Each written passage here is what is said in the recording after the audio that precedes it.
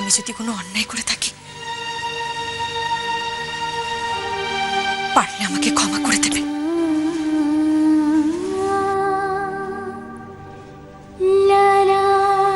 Mini,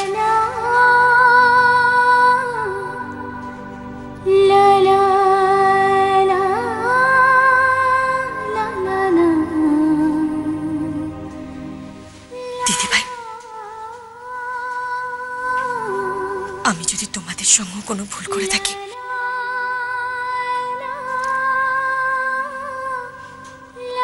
পারলে ক্ষমা করে দিও।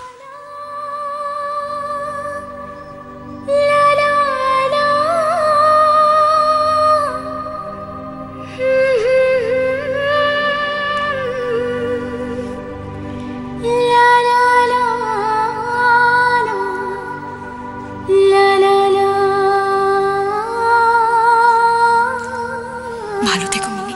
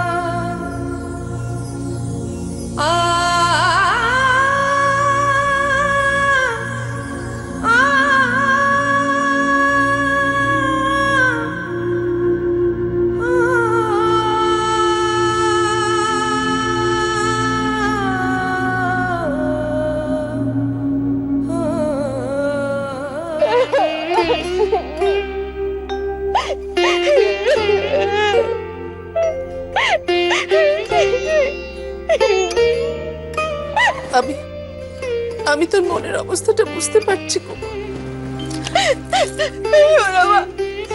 সোনামা, উনি এটা কেন করলে সোনামা? আমি চিনিকে ছাড়া থাকতে পারবো না সোনামা, আমি চিনিকে ছাড়া বাঁচবো না। উনি আমার উপরে রাগ করে কেন চিনিকে শাস্তি দিলেন সোনামা? আমরা তো সবাই বুঝতে পারছি কোমল, আমরা সবাই বুঝতে পারছি। অন্যার আসলে শাস্তিটা তোকে দিল, কিন্তু তুই একটা কথা বলতে কোমল। আজ আমি তোকে জিজ্ঞেস করছি, তুই কেন এমন হয়ে গেলি? একটা তো সময় ছিল যখন এই বাড়ি, এই পরিবার, তোর স্বামী, তোর বাচ্চারাই তোর একমাত্র জীবন ছিল। সোনামা, সোনামা, এখনো তাই আছে সোনামা। ওরাই আমার জীবন, ওদের থেকে বড় আমার কাছে আর কিচ্ছু নেই সোনামা। তাই যদি হবে তাহলে সেদিন তুই অমনটা করলি কি করে বল? মল্লারের অমন একটা অপারেশন হচ্ছে, তুই তাড়াহুড়ো করে বেরিয়ে গেলি গান গাইতে।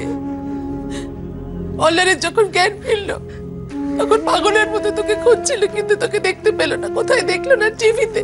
কেন এমন করলি বল কোমল? আমি তো বিশ্বাস করি কোমল যে তুই আমার মেয়ে। মা হয়ে আমি তোকে চিনতে এত ভুল করেছিলাম। না সোনামা, আর কেউ আমাকে বিশ্বাস না করুক, তুমি অন্তত আমাকে অবিশ্বাস করো না সোনামা।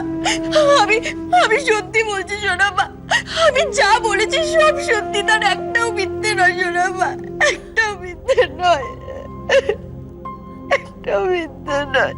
ওদের কাছ থেকে পুরো অ্যাডভান্স নিয়ে নেওয়া হয়েছে, সেই টাকাটা যাবে মল্লার তার চিকিৎসার জন্য, এটা বোঝো প্লিজ।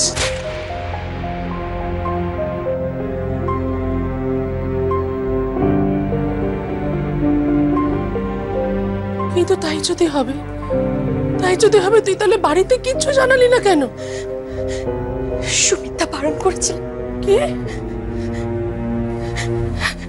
শোনো মা, আমাকে আমাকে সুমিত্রা বলতে বারণ করেছিল। এরা মেনে নিতে পারবে না কোমল যে একটা ভদ্রবাড়ির মেয়ে সে তার স্বামীর চিকিৎসার জন্য গান গেয়ে গিয়ে ঘুরে বেড়াচ্ছে টাকা রোজগারের জন্য। ছি কোমল, তুমি কি বলছো? তুমি কি চাও না তোমার বাড়ির লোক শান্তিতে থাকুক? তুমি কি চাও ওরা মরমে মরে যাক?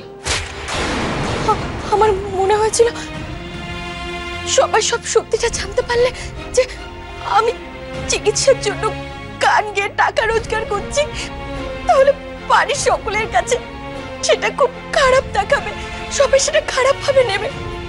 আর সব থেকে বড় কথা, আমি আমি তো কোনোদিনও গান গেয়ে টাকা নিইনি সোনামা।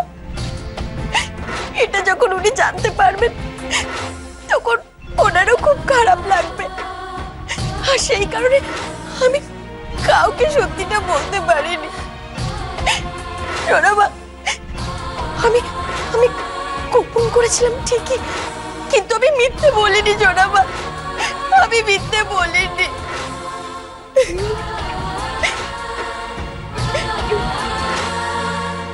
কিন্তু আমি এটা চাই যে বাড়ির সকলের কাছে একদিন সত্যিটা আসুক। শোনো মা, আমি আমি যে সত্যি বলেছি, যদি তোমার বিশ্বাস না হয়, আমি আমি আমার চিনির নামে দিব্যি দিয়ে বলছি সোনা মা, আমি সত্যি বলেছি সোনা মা, আমি সত্যি বলেছি, আমি মিথ্যে বলিনি সোনা মা, আমি মিথ্যে বলিনি।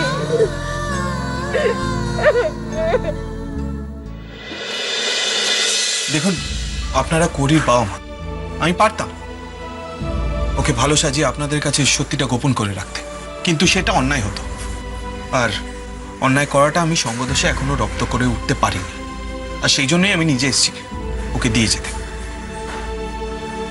দেখো বাবা, তুমি যে ওকে বাড়ি থেকে বার করে না দিয়ে আমাদের এখানে পৌঁছে দিয়ে গেছো, সেটা তুমি খুব ভালো বলেই তাই। ও যতই অন্যায় করুক না কেন, আফটার অল ও একজন মেয়ে, আর এই অবস্থায় বাড়ি থেকে বার করে দেওয়ার মতো শিক্ষা আমি নিজেও পাইনি। এর আগেও ওকে আমি আপন করে নিয়েছি, আবার ত্যাগ করেছি, আবার আপন করে নিয়েছি, কিন্তু এই ঘটনার পরে ওকে সত্যি মেনে নেওয়া আমার পক্ষে সম্ভব নয়। আর সেই জন্যই ওকে আমি এখানে দিয়ে যাচ্ছি। আর একটিবার ওকে ক্ষমা করো, করে একসঙ্গে থাকো। দেখুন মাসিমা, আপনি আমার মায়ের মতো, আমার খুব ভালো লাগতো আপনার এই কথাটা যদি আমি রাখতে পারতাম, কিন্তু এই ঘটনার পরে সেটা আমি রাখতে পারবো না। আর আপনারাই বলুন না, এই ঘটনার পরে করিকে কি সত্যি ক্ষমা করা যায়?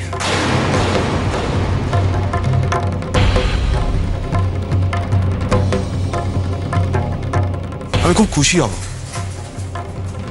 করি যদি আমার বাড়ির লোকজনের সাথে যোগাযোগ না রাখে। আমি আসছি। শুভ, হ্যাঁ গো, শুনছো, একবার তুমি সুরভির বাড়িতে যাও, ওখানে ওদের সব বুঝিয়ে বলো, না হলে আমার মেয়েটা। চুপ! আর একটাও কথা বলবে না।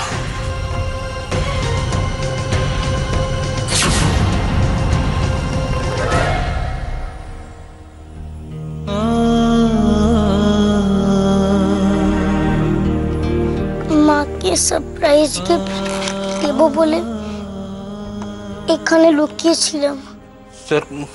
সারপ্রাইজ? তুই কখন এসছিস? তোমাদের আসার আগে।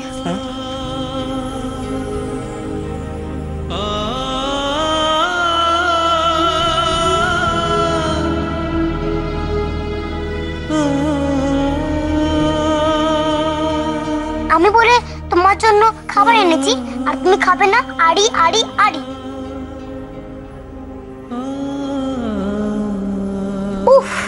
সত্যি ভারী রে বাবা, একটু ধরবে? বাবা নাও। কি হলো বাবা, নাও না।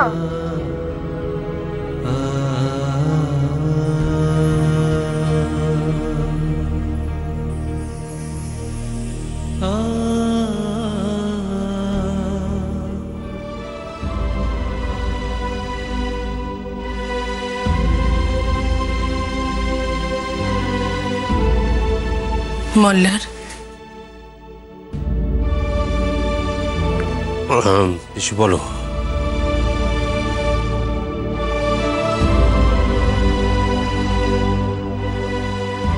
একটা কথা তোকে বলার ছিল। দেখ, কোমল সেদিন যা যা বলেছিল সব সত্যি বলেছিল মল্লার। আপনার অ্যাক্সিডেন্টের পর পরিস্থিতি আমাকে কান গাইতে বাধ্য করেছিল। আপনি বলুন তো, আমার কাছে আমার দেওয়া কথা আগে না আমার জীবনের থেকেও যে দামি আমার স্বামী সে আগে? সুমিতা, আমি আপনার কাছে হাত জোড় করছি সুমিতা, আপনি সবাইকে সব সত্যিটা বলে দিন, নাহলে যে বাড়ির সকলে আমাকে ভুল বুঝছে। আমরা সবাই ওকে ভুল বুঝেছিল। পিসি এমনটাও তো হতে পারে তুমি এখন যা ভাবছো সেটা ভুল। না, সেটা হতে পারে না। কেন? তুমি এতটা নিশ্চিত কি করে হচ্ছ? কারণ আমি মানুষ চিনি মল্লার, এটুকু আমি বুঝি। দেখো পিসি, তোমরা যে যাই বলো না কেন, আমি আর কোমলকে বিশ্বাস করি না। কিন্তু কেন মল্লার? সেক্ষেত্রে আমরা সুমিতকেই বা এত বিশ্বাস করবো কেন? দেখো পিসি, সুমিতকে বিশ্বাস করার কারণ আছে। কারণ সুমিতের কথার সঙ্গে প্রমাণ আছে। আর সুমিত এখন মিথ্যে কথা কেন বলবে? ওর তো কোনো প্রয়োজন নেই, কিন্তু কোমলের সেই প্রয়োজন আছে। ও নিজের কাজকে যুক্তিসঙ্গত প্রমাণ করার জন্যই মিথ্যে কথা বলছে। আমি ওকে বিশ্বাস করি না।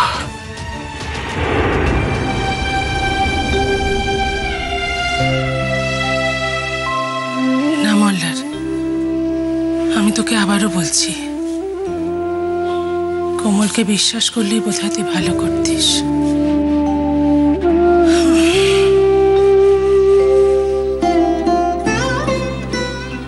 ও, আর একটা কথা, তুই যখন চিনির জন্য এতটাই কষ্ট পাচ্ছিস, তখন না হয় ওকে ফেরত নিয়ে আয়। না পিসি, আসলে ওই যে বললাম, আমি মানুষ চিনি।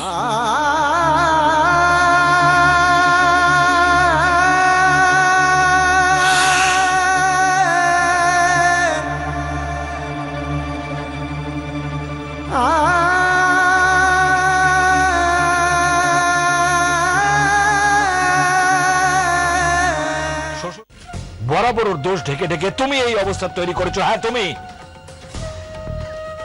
ছোটবেলা থেকে ওকে যদি কড়া হাতে শাসন করতে, আজকের এই দিন আমাদের দেখতে হতো না। বাবা, ব্যাপারটা হয়েছে, একটাও কথা বলবে না তুমি।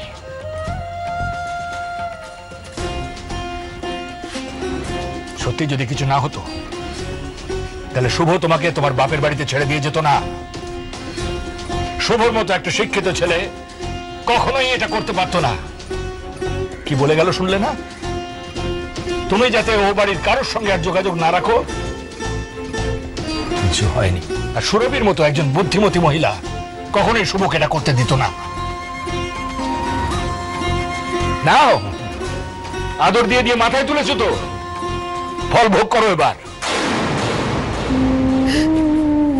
কেন করলি? কেন করলি? তুই একবারও কারো কথা ভাবলি না? এখন কি হবে বলতো? তোর কি হবে? আমাদের কি হবে? ভাবলি না একবারও? মানুষ করতে বোধহয় আমাদেরই কোনো ভুল হয়েছিল, তাই তুই এমন হয়েছিস। কেন করলি তুই, কেন করলি? মা, আমি তো ওদের সঙ্গে থাকবো বলে এটা তাই বলে ছল চাতুরির আশ্রয় নেবে তুমি? এই শিক্ষা পেয়েছো তুমি আমাদের কাছে? হোগো হোগো, একটু শান্ত হোক, অত উত্তেজিত হয় না, শান্ত হোক। আমি ভেবেছিলাম মেয়েটা বদলে গেছে, কিন্তু না, কাঁচ কখনো হিরে হতে পারে না। এটা আমার আগেই বোঝা উচিত ছিল। একটা কথা তোমাকে বলে দিচ্ছি করি, শ্বশুর বাড়ি থেকে তোমাকে বার করে দিয়েছে বলে তুমি ভেবো না যে বাপের বাড়িতে এসে মায়ের কোলে বসে আদর খাবে। না,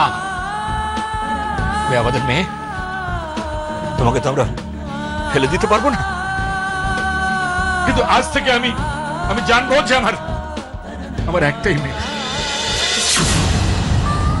একটাই মেয়ে। বাবা এভাবে বলো না বাবা। আমি তো কি বলবো? আর কিছু বলার মতো মুখ তো তুমি রাখোনি। আচ্ছা আচ্ছা আচ্ছা, তুমি এখন চুপ করো, আমি ওর সঙ্গে কথা বলবো। তুমি ভেতরে চলো, এসো এসো, চলো।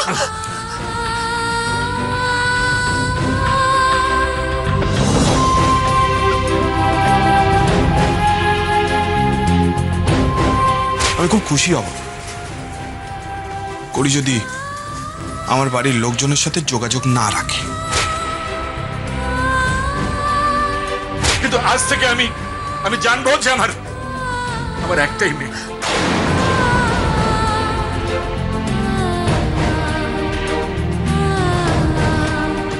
আমি যদি এই বাড়িতে থাকি তাহলে বাবার শরীর আরো খারাপ হয়ে যাবে। আর তাছাড়া বাবা যখন আমাকে সহ্যই করতে পারছে না, তাহলে এখানে থাকার মানে কি?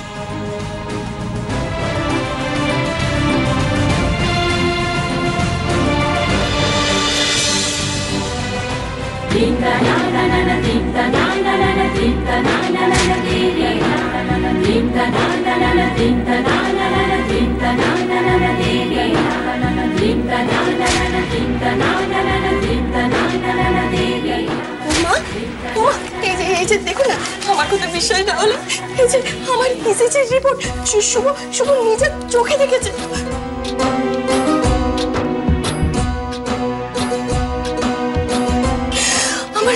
আমার কার সামনে হার্টের কন্ডিশন খুব খারাপ মা।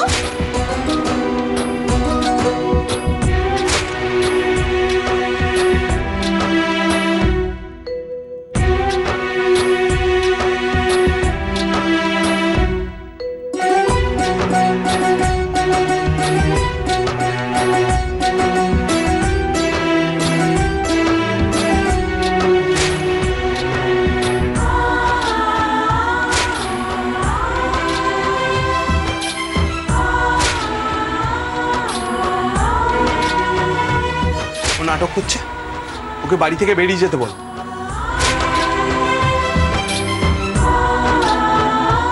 আজ থেকে আমি জানবো যে আমার একটাই মেয়ে।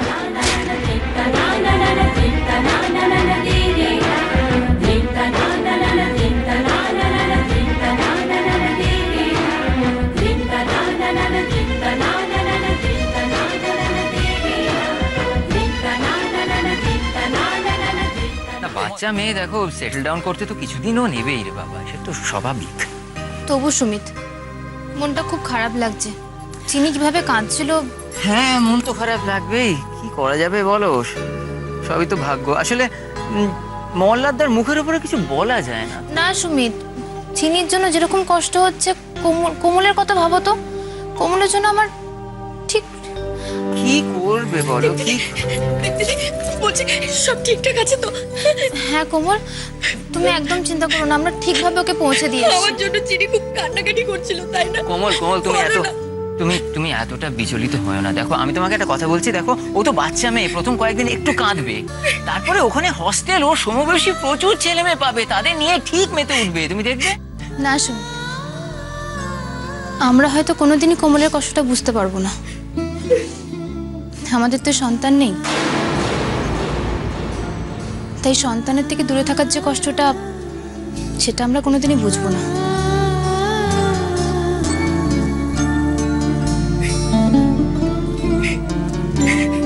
কোমল,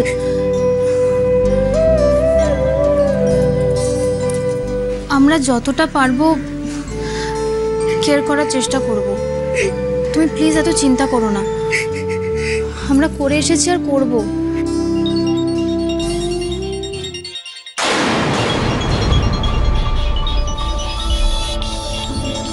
কোমল, এই একটা অর্গানাইজেশনের মানে অর্গানাইজার আর কি, তার ফোন তো। তুমি কি আর অনুষ্ঠান করবে? না,